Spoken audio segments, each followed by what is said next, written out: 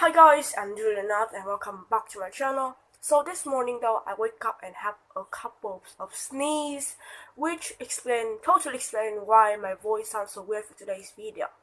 So the last time I posted on my YouTube channel, it was just my take and my covering of the Daniel Cohen situation. And in mind, that situation is really big, really messy.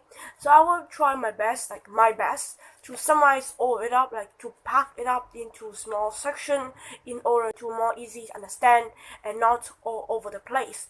Sometimes each section of video will have a very long run, running from the 2016 to even now for 4 years, and sometimes it's just a couple of glimpses into the past or the present in order to example for my work. However, I only posted part 1 and I will be posting part 2 very soon after this video. And in order to light up the tone at the end of the day, in today's video, let's take a look at the book which was written by the renowned author that is Thomas Hardy. In today's video, let's take a look at The Withered Arm written by Thomas Hardy. And now, let's jump straight in. So, The Withered Arm written by Thomas Hardy was written in 1888, originally written together with other story and short story. All of this story was set in the fictional region of England, which were called the Wessex. And all of these stories make it up into what we call today Wessex tales. However, sometimes other editions can call The Withered Arm and other story, but originally all of them were called Wessex tale. The book was written in the year 1888. However, it's delved in the year 1825, almost a couple tens of years before 1888. And the book sets itself in the rural part of England in the mid-18th and 19th century, mainly gives its focus on the life of the country people and the distinguishment between the rich people, the higher class people, and the poor people, like the lower class people. Because of that, so I'll give my opinion on this book, my summaries of the plot, and a couple looks into this book. So now, let's continue then. So the plot of The Withered Arm goes like this. After finishing milking the cows at the milk farm, Rhoda Brook go back home. But before that, she also heard the news that Mr. Lodge, the owner of the farm, and a husband of hers, an ex-husband, going to marry a new wife, who is richer, beautiful, and younger than her. Struck with jealousy and envy, she urged her only son to help her by taking a couple glimpses at this supposed new wife to see whether she's beautiful or not, tall or not, rich or not, etc., etc. The boy got to impression of this woman, and when he told her about all the good things about this new bride or the bad thing about new bride, his mom only listened to what she wanted to hear, and she started to have this vivid image of this new bride inside her head. And one day she got a dream, a very nightmarish affairs. She dreamt that this supposed new wife is sitting on her, is choking and suppressing her down while bragging about her new dress and laughing cruelly at Rhoda Brook's poor living standard. In terror and fear, Rhoda Brook pulled this woman's left arm so hardly that pulled her off the bed. And the next morning, though, Rhoda Brook's son told her that last night he heard a sound in Rhoda Brook's room.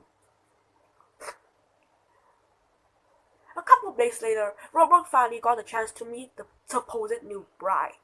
So during one day, she was at home with her son when this new bride visits. And when Rhoda Brook finally got a chance to meet this new wife, this new bride turned out to be a very kind, gentle person. Her name is Gertrude Lodge, and she helped many poor people in the region. And she brings the little boy new shoes and warm clothes. Rhoda Brook and Gertrude Lodge start to become friends, and they talk a lot.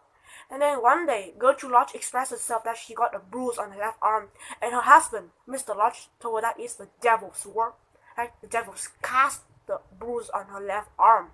And she asked Rhoda Brook to help her by going to a wise man to seek out advice, a supposed Mr. Trendle. They go there, and Mr. Trendle showed Gertrude Lodge the one who did the bruise on her arm. However, never got to know who did it. Later on, the village started to have this way of discriminating against Rhoda Brook by calling her the witch after the incident. No longer able to bear with this for discrimination, Rhoda Brook and her son pack up and leave the village to the bigger town. So it had been many years since they left, and the marriage between Gertrude Lodge and Mr. Lodge fell apart. They no longer love each other just because of a bruise on the arm. And the husband felt that he cannot love her. Because of that, they don't even have any children at all. And Lodge continuously go to business trip, and Gertrude Lodge desperately try to seek out a cure for this bruise on her arm. One day, she decided to seek out the advice of Mr. Trendle once again, and he told her that in order to cure this bruise on her left arm, she must touch the neck of the freshly new hangman. She listened to him, and one day when her husband had a business trip, she go to Castlebridge, successfully arranged a meeting with a man and a hangman to touch his neck. And when she got a chance to touch the freshly new hangman's neck, she discovered that the hangman is actually a little boy that she helped so long ago, and his parents are Rhoda Brook and her husband. That day, she went home, but she never opened her eyes again, and we learned that she died out of shock. Many years later, Farmer Lodge went back to this farm, and he left to a seaside town alone. He dies and left Rhoda Brook all his money. She refused all of it, and she came out here to work as a milkmaid once again, and she looked just sadder and sadder each day. The book ended there. That's the end of the story. That's the plot. If you want like more PDF version on a shorter version, that will be linked in the description below. And moreover, I don't want to dive in too much into Thomas Hardy life because I already mentioned that before right here. And to be honest, I will also link the autobiography of Thomas Hardy right here too. So be sure to check it out right here.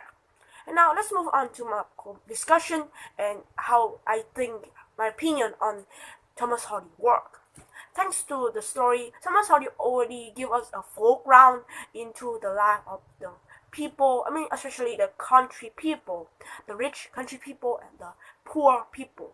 And all of that is very, very vividly sketched out by Thomas Hardy in the way he describes each things in the book.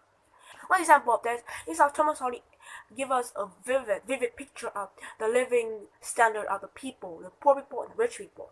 While the poor people don't even have a home that keep out the rain, keep out the cold, the rich people, even though they are just a couple people, they live in gigantic houses with different rooms, with different kind of houses for different purposes.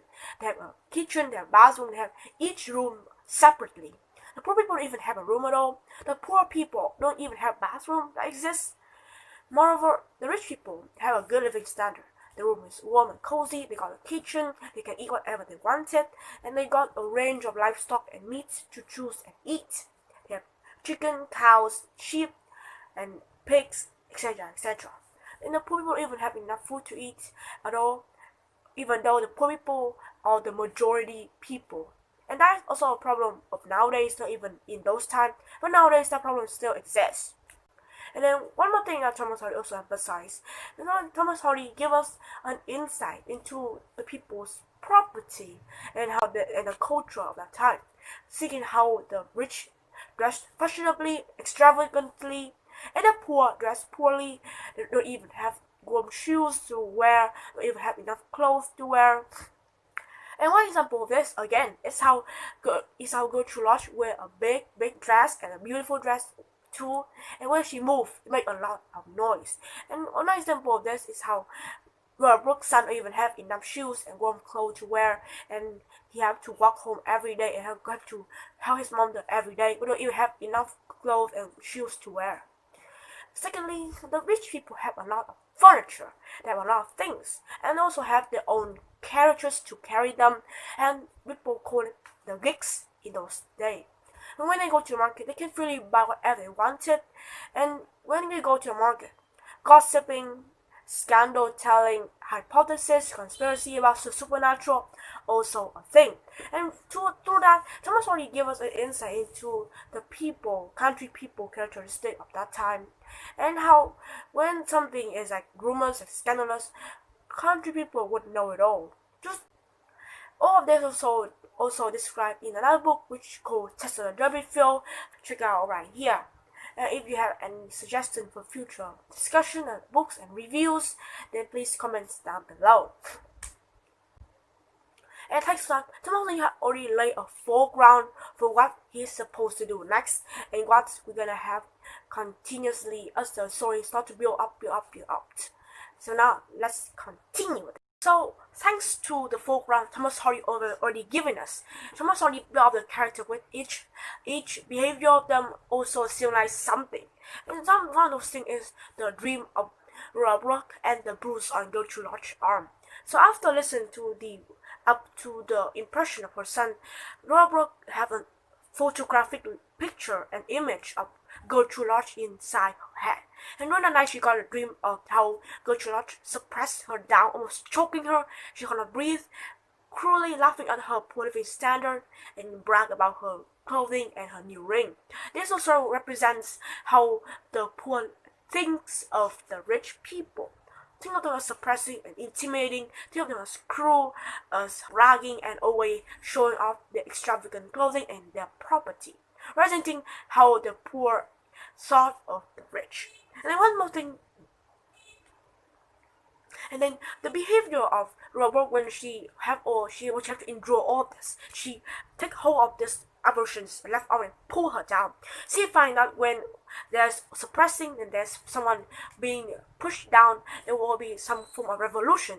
And this is only my hypothesis for sure, but there's something of a significant, considering the fact that when there's such a revolution, it will bruise and scar the societal hierarchy, and that is the result in the cast and the bruise on Gertrude's arm. When they are searching that, there will soon be a bruise in society thanks to the conflict.